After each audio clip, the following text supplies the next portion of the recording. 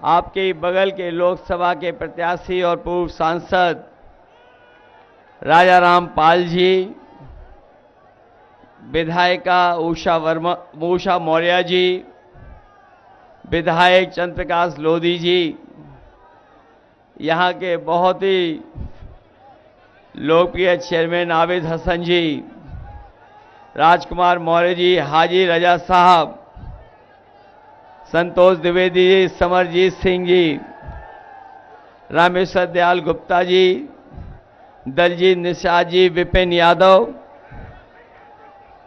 बलराज उमराव जी, वलीउल्लाह साहब, लव को मिश्रा जी, पूर्व विधायक मोहम्मद सफीर साहब, मान सिंह जी, एमएलसी नरसिंह पटेल जी, जगनायक सिंह जी, मंच पर उपस्थित वीर अभिमन्यु सिंह जी, पूर्व मंत्री पूर्व विधायक इंद्रजीत कोरी जी, मुन्ना बाबू चेयरमैन, पूर्व प्रत्याशी रामतीर्थ परमहंस जी, पार्टी के संगठन के लोहिया वाहिनी के अध्यक्ष रामकरण निर्मल जी, सुमैया राणा, अरुणेश पांडे जी और बड़ी संख्या में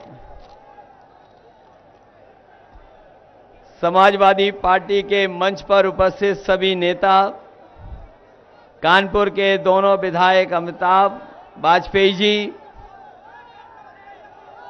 मंच पर इंडिया गठबंधन के सभी नेता, इस चुनावी जनसभा में उपस्थित बड़ी संख्या में हमारे आदरणीय बुजुर्ग, किसान भाई, नौजवान साथी, माताएं बहनें और पत्रकार बंधुओं, मैं सबसे पहले फतेहपुर लोकसभा से आए हुए सभी अपने साथी और समर्थक का बहुत बहुत धन्यवाद और आभार प्रकट करना चाहता हूं।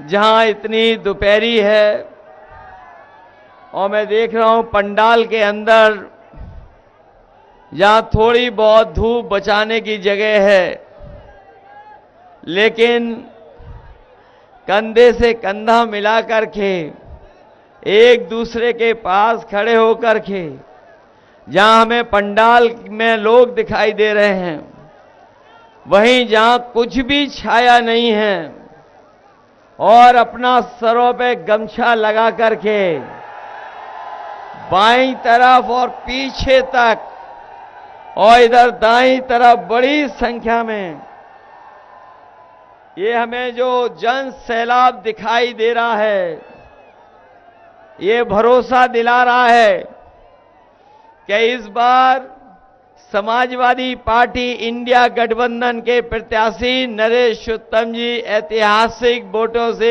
जीत करके लोकसभा में जा रहे हैं और जिनके नाम पर ही उत्तम हो तो नंबर 1 पर कोई रहेगा तो हमारे अपने प्रत्याशी नरेश उत्तम।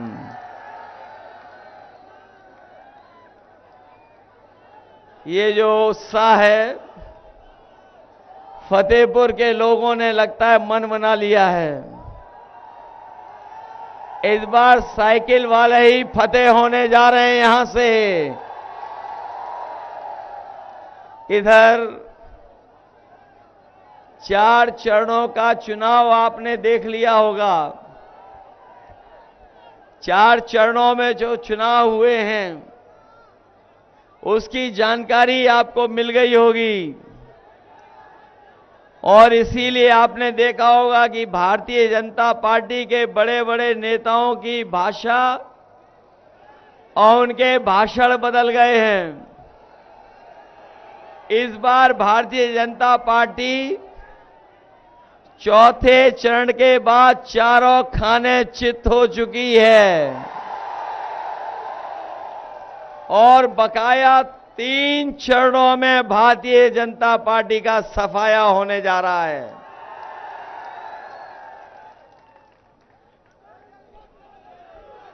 ये बीजेपी के लोगों ने बहुत सपना दिखाया था। हमें और आपको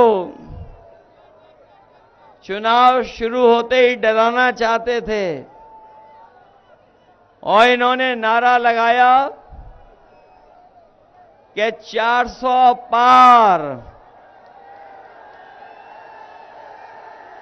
जिन लोगों ने 400 पार का नारा लगाया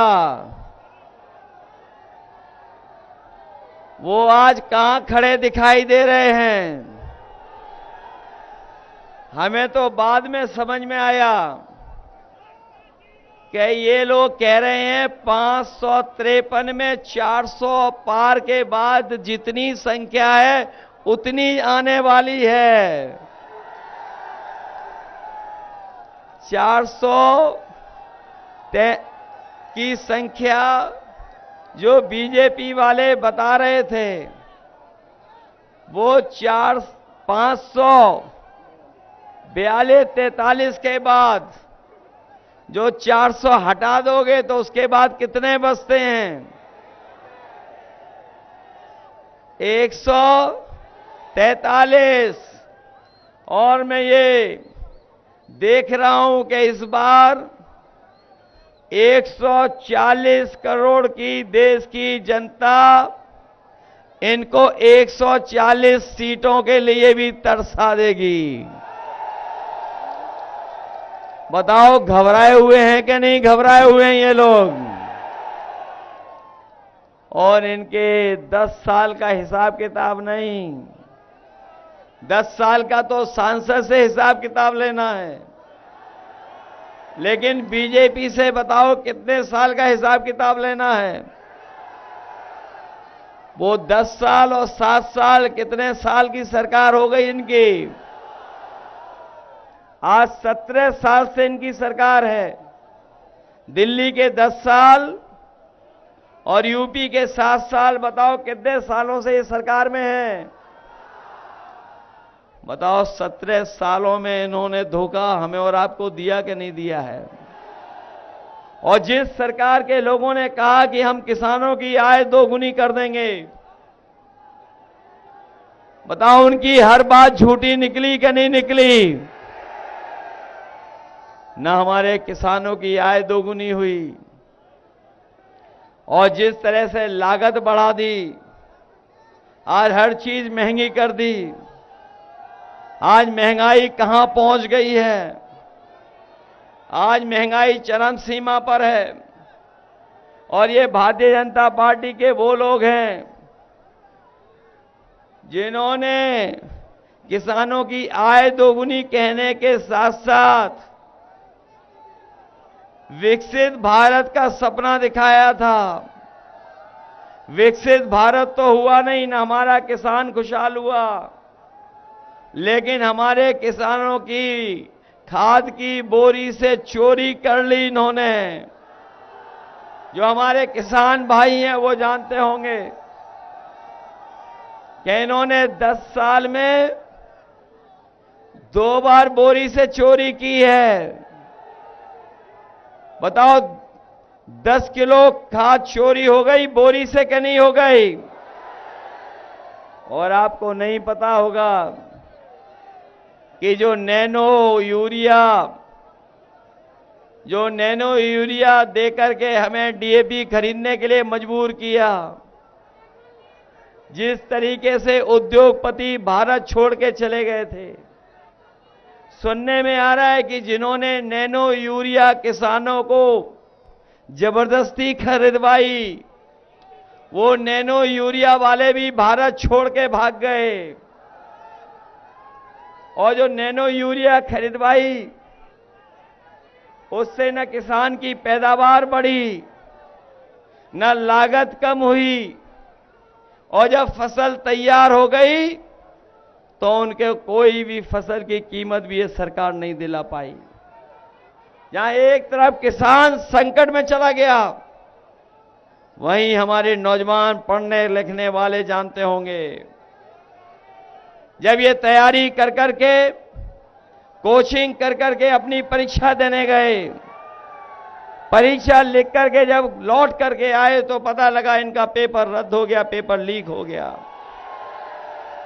ये नौजवान साथी जानते होंगे कि एक नहीं, अभी तक जितनी भी परीक्षाएं हुई हैं उन सबके पेपर लीक करा दिए।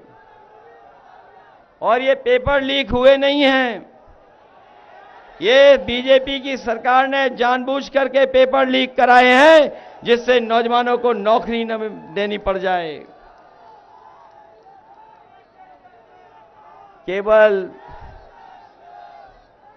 परीक्षा ही नहीं, बल्कि जो अग्निवीर वाली भर्ती देखने जाते होंगे, जो सड़कों पर, मेड़ों में, खेत पर दौड़ करके तैयारी करने वाले नौजवान, उनकी भी नौकरी आधी अधूरी कर दी। जो कभी फौज में पक्की नौकरी होती थी, इस सरकार ने हमारे नौजवानों से वो नौकरी भी छीन ली और 4 साल की अग्निवीर की नौकरी दे दी। हम अपने नौजवानों को कह के जा रहे हैं, जहां इंडिया गठबंधन और समाजवादी पार्टी ने तय किया है कि इन नौजवानों का भविष्य को बेहतर करने के लिए इनको नौकरी के साथ साथ ये जो अग्निवीर वाली आधी अधूरी